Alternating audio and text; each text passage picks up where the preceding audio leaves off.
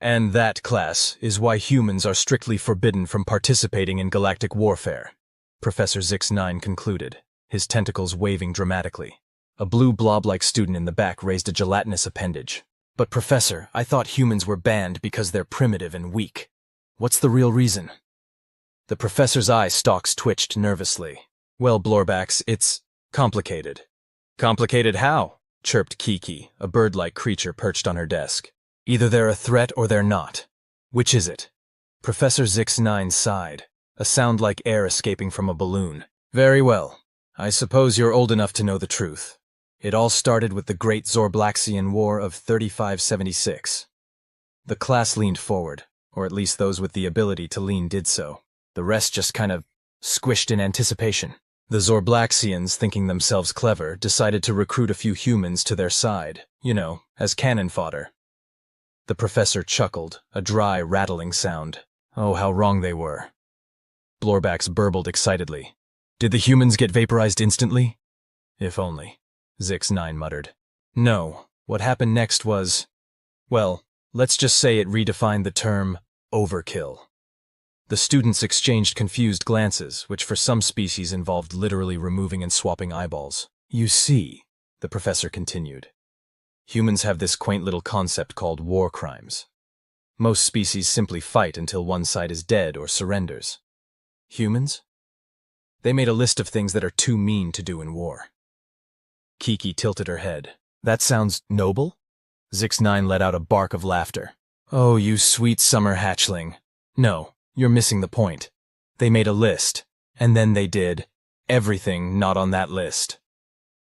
A collective gasp rippled through the classroom, causing a minor gravitational disturbance. While the Zorblaxians were busy congratulating themselves on their new primitive allies, the humans were already 3 steps ahead. They didn't just fight the war, they scienced the hell out of it.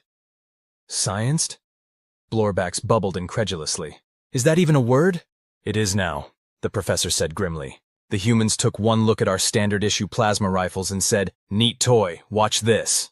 Next thing we knew, they were weaponizing black holes. Kiki's feathers stood on end. But that's impossible. Oh, my dear student, Zix-9 sighed. When it comes to humans, the word impossible is more of a dare than a limitation. They call it thinking outside the box. We call it breaking the laws of physics and common decency. The class sat in stunned silence, trying to process this information. Well, most of them sat. Blorbax kind of oozed thoughtfully. But surely, a robotic student beeped from the front row, our superior numbers would have— Numbers? The professor interrupted with a hysterical giggle. Oh, you poor, naive calculator. Humans don't care about numbers. They care about stories. One of their military leaders once said, quantity has a quality all its own. The humans took that as a personal challenge to prove him wrong. The robot's circuits nearly fried trying to compute that logic. Before we knew it, Zix-9 continued, his voice dropping to a whisper.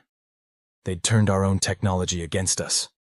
Remember that shiny new faster-than-light drive we were so proud of? They weaponized it. How do you weaponize FTL travel? Kiki asked, both fascinated and horrified. The professor's eye stalks drooped. They called it the Yeet Cannon. Don't ask me what Yeet means. I'm pretty sure it translates to war crime in their language. Blorbax burbled nervously. But we're safe now, right? The humans are contained on their homeworld? Zix-9 laughed, a sound devoid of any joy. Oh, my sweet summer blob. Contained? They agreed to stay on their planet. Said something about taking a break to binge-watch all of Netflix. I don't know what that means, but it sounds ominous. The class collectively shuddered, causing a small earthquake in the lecture hall. So, children, the professor concluded, his tentacles drooping with fatigue. The next time someone tells you humans are banned from galactic warfare because they're weak, remember this. We didn't ban them. We begged them to stop. And may the cosmic forces have mercy on us all if they ever get bored with their Netflix and decide to come out and play again. As the students filed out of the classroom, still dazed from the revelation, Professor Zix-9 couldn't shake the feeling that somewhere out there, on a little blue planet, a human was smiling. And that thought terrified him more than any black hole ever could. Zix-9 slumped into his chair, his tentacles massaging his throbbing cranial sacs. He'd probably said too much, but the students needed to know. The galactic rumor mill was getting out of hand, and the last thing anyone needed was some hotshot young alien trying to prove themselves by picking a fight with humanity. A soft chime interrupted his brooding. "Incoming transmission from Earth," his desk computer announced. The professor froze, all 7 of his heart skipping a beat. With trembling appendages, he accepted the call. A human face appeared on the screen, grinning from ear to ear. "Hey, Prof! Long time no see." Zix-9's eye stalks twisted into knots. "Captain Rodriguez? To what do I owe this pleasure?" The human's smile widened, if that was even possible. "Oh, just checking in on my favorite xenoanthropology professor. How are the kids? Still filling their heads with horror stories about us big bad humans?" I don't know what you mean," Zix-9 stammered, his chromatophores cycling through a panicked rainbow. Rodriguez laughed, a sound that sent shivers down the professor's spinal ridge. "Come on, Prof. We both know you've got the classroom bugged. Standard procedure, right? Gotta keep an eye on the next generation of potential threats?" Zix-9 deflated like a punctured balloon. "How long have you known?" "Since we installed it for you," Rodriguez winked. "That Faraday cage? Pure human tech, baby. We just love our little jokes." The professor's mind reeled. All this time they'd thought they were being clever, keeping tabs on potential threats. And the humans had just let them? For fun? "But why?" Zix-9 managed to croak. Rodriguez's expression softened, just a fraction. "Look, Prof, we get it. We scare the living daylights out of you guys. And honestly, that's probably for the best. Keeps everyone on their toes, So you're not planning to what? Conquer the galaxy? Please." Rodriguez scoffed. "Do you have any idea how much paperwork that would involve?" "Nah, we're good where we are. Got plenty to keep us busy." Zix-9's tentacles unclenched slightly. "The Netflix you mentioned?" "Among other things," Rodriguez nodded. "Did you know we've started colonizing our own solar system? Mars is coming along nicely. We've even got plans for Europa." The professor's eyes widened in horror. "But that's a protected celestial body. The Galactic Council explicitly forbade interfering with potential alien life. Yeah. Rodriguez waved dismissively. "But here's the thing, Prof. We are the alien life. To Europa, at least. It's all about perspective." Zix-9 felt a migraine coming on. This was why dealing with humans was so maddening. They didn't just think outside the box. They folded the box into an origami swan and used it as a hat. "Anyway," Rodriguez continued cheerfully, "just wanted to give you a heads up. We're thinking of sending a delegation to the next Galactic Council meeting. Shake things up a bit." The professor's coloration drained to a sickly pale. "But the ban? Oh, that old thing?" Rodriguez grinned. "We're not coming as a military force. We're coming as... what did you call it? Ah, yes. Primitive allies. Just a bunch of harmless humans, eager to learn from our advanced galactic neighbors." Zix-9 knew that look. It was the same look humans had right before they turned a black hole into a game of cosmic golf. "Don't worry, Prof," Rodriguez said, his tone suspiciously soothing. "We'll be on our best behavior. Scout's honor." He held up his hand in a gesture that Zix-9 was pretty sure meant something very different in human culture. As the transmission ended, Professor Zix-9 stared blankly at the screen. Humans were coming to the Galactic Council. Humans, with their terrifying creativity and their blatant disregard for the laws of physics and common sense. He needed a drink. Several drinks. Possibly all the drinks in the galaxy. As he stumbled out of his office, he couldn't shake the feeling that the universe was about to get a lot more interesting. And in the grand cosmic scheme of things, interesting was the most terrifying prospect of all. Somewhere in the depths of space, a black hole hiccuped. And if Zix-9 didn't know better, he could have sworn it sounded like human laughter. 3 Galactic Standard weeks later, Professor Zix-9 found himself fidgeting nervously in the grand atrium of the Galactic Council headquarters. The place was abuzz with activity, representatives from thousands of species mingling in a cacophony of clicks, whistles, and pheromone releases. "Can you believe it?" chirped Kiki, who had somehow finagled her way into being Zix-9's assistant for the event. "Actual humans, here!" The professor's tentacles twisted into knots. "Yes, isn't it wonderful?" he managed, his voice dripping with the kind of enthusiasm usually reserved for root canal procedures. A hush fell over the crowd as the main doors swung open. In strode the human delegation, looking for all the world like they were just popping down to the corner store for milk, instead of attending the most important political gathering in the galaxy. Leading the pack was none other than Captain Rodriguez, sporting a grin that could probably be seen from orbit. "Sup, nerds?" he called out, his voice echoing through the suddenly silent chamber. Zix-9 felt his chromatophores cycling through 50 shades of mortified. An arachnoid diplomat scuttled forward, mandibles clacking nervously. "Welcome, esteemed human delegates. We are honored by your presence." Rodriguez's grin impossibly widened. "Aw, shucks. We're just happy to be here. Love what you've done with the place. Very spacey." The arachnoid's compound eyes blinked in confusion. Thank you." As the humans spread out, mingling with the other delegates, Zix-9 couldn't shake the feeling that he was watching a disaster unfold in slow motion. He sidled up to Rodriguez, trying to keep his voice low. "Captain, I must insist that you—" "Prof!" Rodriguez boomed, slapping Zix-9 on what he hoped was the alien's back. "Great to see you in the flesh. Or whatever it is you've got under there." The professor winced. "Yes, well, about the council meeting." "Oh, don't you worry your pretty little eye stalks about that," Rodriguez said with a wink. "We've got it all under control. In fact, we've brought a little presentation. You're gonna love it." Zix-9's heart sank. The last time humans had given a presentation, it had ended with 3 uninhabited solar systems being turned into an impromptu fireworks display. As the council members took their seats, Rodriguez sauntered to the center of the chamber. "Esteemed delegates of the galaxy," he began, his voice taking on an uncharacteristically formal tone. "We come before you today with a proposal that will change the face of galactic politics forever." The chamber held its collective breath, or released spores, or whatever the various species did when they were anxious. Rodriguez paused for dramatic effect, then said, "We want to join your Space Olympics." For a moment, there was silence. Then chaos erupted. "Preposterous!" bellowed a Jovian gas being. "Unthinkable!" shrieked a collective of psychic jellyfish. "What's an Olympic?" asked a confused sentient rock. Rodriguez held up his hands, waiting for the commotion to die down. Now, I know what you're thinking. But humans, you're barely out of your own solar system. How could you possibly compete?" Zix-9 felt a headache coming on. That was not, in fact, what anyone was thinking. They were all too busy having collective panic attacks. "Well," Rodriguez continued, "we've been practicing, and we think we're ready for the big leagues. Plus, we've got a few new events to suggest." He pulled out a small device and projected a hologram into the center of the chamber. It showed a human in a spacesuit, riding what appeared to be a... "Is that a black hole?" Kiki whispered, her feathers standing on end. "We call it cosmic surfing," Rodriguez said proudly. "First one to ride the event horizon without getting spaghettified wins!" The arachnoid diplomat's mandibles clacked rapidly. But that's impossible, and highly illegal, and... "Awesome?"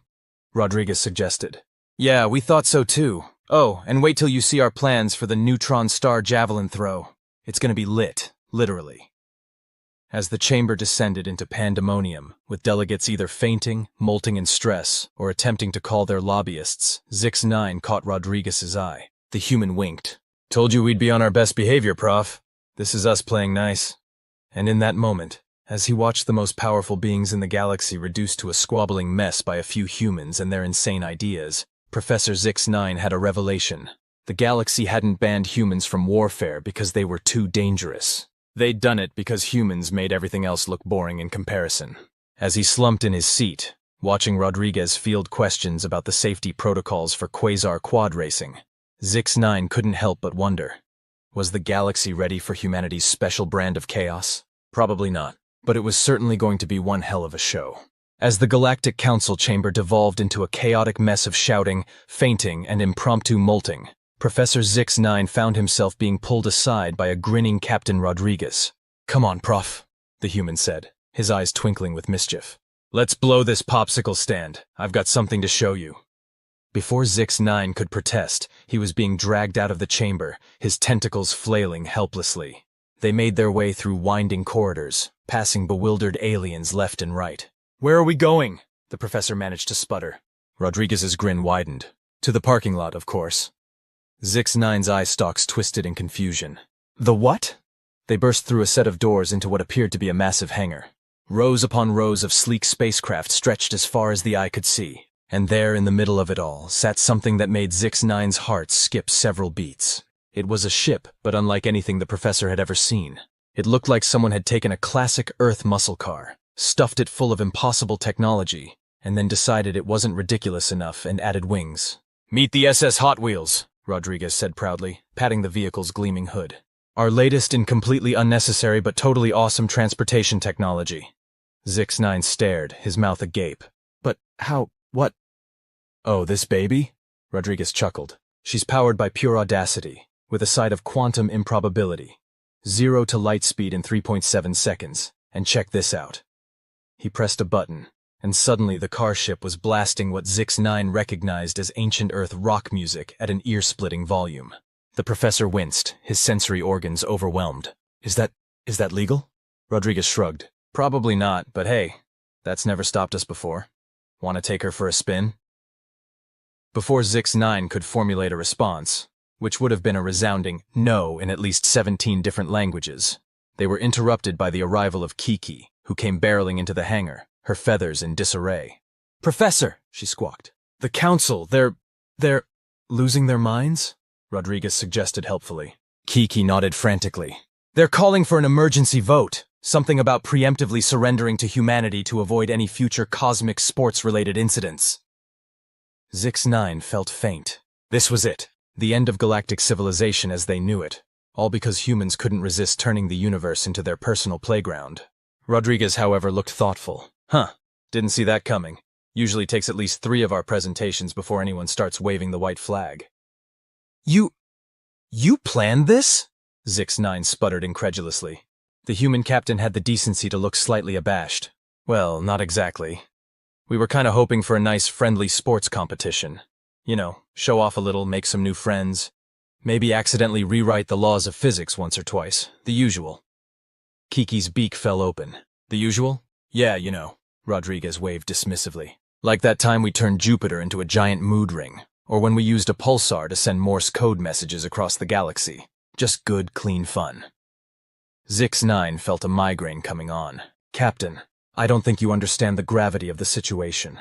The Galactic Council is in chaos. Centuries of carefully cultivated diplomacy are unraveling as we speak, and all because you wanted to spice things up a bit?" Rodriguez offered. "Yeah, we tend to have that effect, but look on the bright side, Prof. At least no one's at war, right?" The professor had to admit, grudgingly, that the human had a point. The galaxy was in an uproar, yes, but not a violent one. More like a very confused, slightly terrified, but oddly exhilarated one. Suddenly, alarms began blaring throughout the hangar. Rodriguez's eyes lit up. "Ooh, sounds like the after-party's starting. Come on, you two. Let's go see what kind of trouble we can get into now." As they raced back towards the council chamber, Zix-9 found himself wondering, not for the first time, if perhaps the universe wouldn't have been better off if humans had just stayed on their little blue planet, binge-watching their Netflix. But then again, as he watched Rodriguez charm a group of silicon-based lifeforms with promises of extreme terraforming sports, the professor realized something. The galaxy might never be the same again, but maybe, just maybe, that wasn't such a bad thing. After all, as the humans like to say, why shoot for the stars when you can surf a black hole to get there? And so, as the Galactic Council prepared to welcome its newest, most chaotic members, Professor Zix-9 braced himself for a future that was bound to be many things. Terrifying, exhilarating, and above all, never, ever boring. The age of humanity had begun. May the cosmos have mercy on us all. As Rodriguez led the way back to the council chamber, Zix-9 and Kiki trailing behind like bewildered ducklings, the professor couldn't shake the feeling that the universe was about to tilt on its axis. Again, they burst through the doors to find a scene that could only be described as orderly chaos. Delegates from 1,000 worlds were engaged in heated debates, tentacles waving, antennae twitching, and in one notable case, a gaseous being was changing colors so rapidly it looked like a sentient disco ball. At the center of it all stood a human woman, her silver hair tied back in a no-nonsense bun, calmly addressing the assembly as if she were discussing the weather rather than the fate of galactic civilization. "Ah, there you are, Rod," she called out as they entered. "I was beginning to think you'd taken the scenic route through a wormhole or something." Rodriguez grinned. "Nah, just showing the prof here our new ride. Ambassador Chen, meet Professor Zix-9 and his assistant Kiki. Guys, meet the reason we haven't accidentally conquered half the galaxy yet." Ambassador Chen rolled her eyes. "Flattery will get you everywhere, Captain. Now, if you don't mind, I'm in the middle of averting an interstellar incident." Zix9 blinked in confusion. But I thought, the surrender? Chen waved dismissively. Oh, that. Minor misunderstanding. Turns out surrender in Arcturian sign language looks a lot like let's party in Betelgeusian interpretive dance. We've sorted it out now. Mostly, added a nearby translator droid, who looked like it was one paradox away from a total systems crash. Rodriguez clapped his hands together. Great. So, what'd we miss? Any takers on the neutron star javelin throw? Before Chen could answer, a booming voice echoed through the chamber. We accept your challenge, humans! All eyes turned to see a massive tentacled being slithering forward. It was Ambassador Krolex of the Cephalopodian Collective, known across the galaxy for their unparalleled spatial awareness and ability to multitask with up to 27 limbs simultaneously. Krolex's eyes, all 17 of them, gleamed with excitement. Your cosmic sports intrigue us. We propose a contest, our best against yours. If we win, you agree to tone down your enthusiasm for galactic remodeling.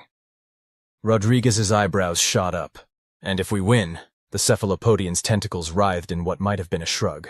Name your price, human. A hush fell over the chamber as everyone waited for Rodriguez's response. Zix9 felt his heart racing. This was it, the moment that would decide the fate of the galaxy. Would the humans demand unlimited access to restricted technology? The rights to terraform uninhabited worlds? A monopoly on black hole manipulation? Rodriguez stroked his chin thoughtfully, then broke into a wide grin. If we win, you have to host the next intergalactic barbecue cook-off. The silence that followed was so profound you could have heard a quark drop. What? Krulk sputtered, tentacles twitching in confusion. You heard me, Rodriguez said, his grin widening. We're talking the biggest, baddest, most delicious gathering this side of the Andromeda. Every species invited, no dietary restriction left behind. We'll even throw in some recipes for squid dishes. You know, as a cultural exchange. Ambassador Chen pinched the bridge of her nose, muttering something that sounded suspiciously like, "This is why we can't have nice solar systems." Krollex, however, seemed intrigued. A culinary contest, instead of military might or technological supremacy? Rodriguez shrugged. Why not? You haven't lived until you've tried baby back ribs slow-cooked in the radiative heat of a blue supergiant. As the Cephalopodian considered this, murmurs of interest began to ripple through the crowd. Other species were chiming in, offering their own culinary specialties and suggesting potential venue planets. Zix9 watched in amazement as the earlier tension dissolved into excited chatter about marinades and grilling techniques. Even Kiki was getting into it, eagerly describing something called a seed cake to a group of silicon-based life forms. You planned this, didn't you? The professor asked Rodriguez quietly. The captain winked. Let's just say we've found that nothing brings people together quite like the promise of good food and a killer party. Now, if you'll excuse me, I need to go explain the concept of s'mores to a hive mind. This could take a while. As Rodriguez waded into the crowd, now buzzing with excitement over the prospect of an intergalactic potluck, Zix9 felt a strange sensation wash over him. It took him a moment to recognize it. Hope. Maybe, just maybe, the humans' chaotic approach to galactic diplomacy wasn't so bad after all. After all, who would have time for war when there were recipes to exchange and barbecue techniques to perfect? As he watched Ambassador Chen calmly negotiating the terms of the cook-off, including a strict no sentient ingredients clause, Zix9 couldn't help but chuckle.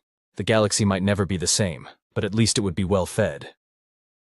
And who knows, maybe somewhere out there, amid the vast cosmic barbecue that the universe was about to become, they'd finally find the answer to life, the universe, and everything, or at least the perfect marinade for Arcturian mega shrimp. It was a start. As the Galactic Council chamber buzzed with excitement over the upcoming intergalactic barbecue cook-off, Professor Zix9 found himself swept up in a whirlwind of activity. Somehow, he'd been appointed to the Xenobiological Dietary Concerns Subcommittee, a position he wasn't entirely sure he'd volunteered for. Now, about the methane breathers from Epsilon Eridani, Kiki chirped, scrolling through a holographic checklist. Do we put them near the plasma grills or the cryogenic coolers? Zix9's tentacles nodded in concentration. Neither. Let's seat them next to the silicon-based life forms. They can bond over their shared love of rock music and inability to digest organic matter. Meanwhile, across the room, Captain Rodriguez was engaged in what appeared to be an intense debate with a group of energy beings from the Crab Nebula. Look, he was saying, gesturing wildly. I get that you guys don't technically eat in the traditional sense, but trust me, you haven't lived until you've tried to absorb the essence of a perfectly smoked brisket. One of the energy beings flickered in what might have been confusion. But Captain, we sustain ourselves on pure radiation. How could this brisket possibly— Rodriguez interrupted, waggling a finger. That's quitter talk. We'll figure it out.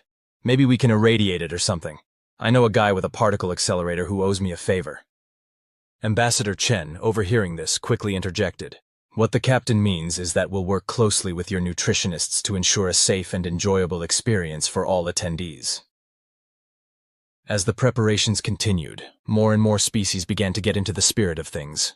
The hive mind of Beta Centauri offered to handle logistics, boasting that they could coordinate 1 million drones to create the galaxy's largest buffet line.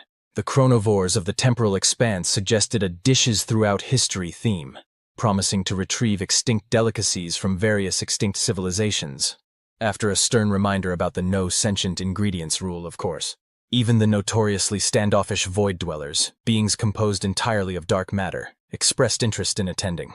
When asked how they planned to participate in a food-based event, their ambassador simply replied, "We'll bring the dark chocolate," before disappearing in a puff of gravitational lensing. As the day wore on, Zix-9 found himself actually enjoying the chaos. There was something oddly refreshing about seeing the galaxy's most powerful beings argue passionately about marinade recipes and grill temperatures, instead of territorial disputes and arms races. You know, he mused to Kiki as they took a break from planning, maybe the humans are onto something here. Kiki tilted her head curiously. What do you mean, Professor? Zix-9 waved a tentacle at the bustling crowd. Look at them. Yesterday, half of these species wouldn't even acknowledge each other's existence. Now they're swapping recipes and arguing about the best way to caramelize sugar in zero gravity. It is rather remarkable, Kiki agreed, her feathers ruffling in amusement, though I'm still not sure about the humans' insistence on something called a karaoke contest after the main event. Before Zix-9 could respond, they were interrupted by a commotion near the center of the chamber. Ambassador Kurlex of the Cephalopodian Collective was engaged in what appeared to be an arm wrestling match with Rodriguez. Or rather, a tentacle wrestling match. If I win, Kurlex was saying, multiple eyes narrowed in concentration, you have to agree to let us host the dessert portion of the event in the gravity well of a neutron star. The density variations will create flavor profiles unlike anything in the known universe. Rodriguez, his face red with exertion, managed to grin. And if I win, you have to try my Aunt Mabel's 5-alarm chili. Don't worry, we'll provide fire extinguishers. As the two continued their good-natured struggle, with various alien dignitaries cheering them on, Zix-9 felt a tap on his shoulder. He turned to find Ambassador Chen standing beside him, a wry smile on her face. Quite a spectacle, isn't it? She said, nodding towards the crowd. Zix-9 nodded, still somewhat bewildered by it all. I must admit, Ambassador, when you humans first suggested joining Galactic Society, this isn't quite what I had in mind. Chen chuckled. Oh, Professor, if there's one thing you should know about us by now, it's that we never do anything quite the way anyone expects. As if to punctuate her point, a cheer erupted from the crowd. Rodriguez had apparently won the match and was now being hoisted onto the shoulders of several anti-gravity beings, pumping his fists in triumph. All right, folks, he shouted over the din. Who's ready to plan the galaxy's biggest potluck? I'm thinking we start with appetizers in the Orion Nebula and work our way out. As the chamber once again dissolved into excited chatter and increasingly outlandish culinary suggestions, Zix-9 couldn't help but laugh. The galaxy would indeed never be the same, but perhaps that wasn't such a bad thing after all. After all, he mused as he watched a group of telepathic fungi enthusiastically discuss the possibility of psychic wine tasting. If this was humanity's idea of galactic diplomacy, maybe, just maybe, the universe was in for a treat, literally and figuratively.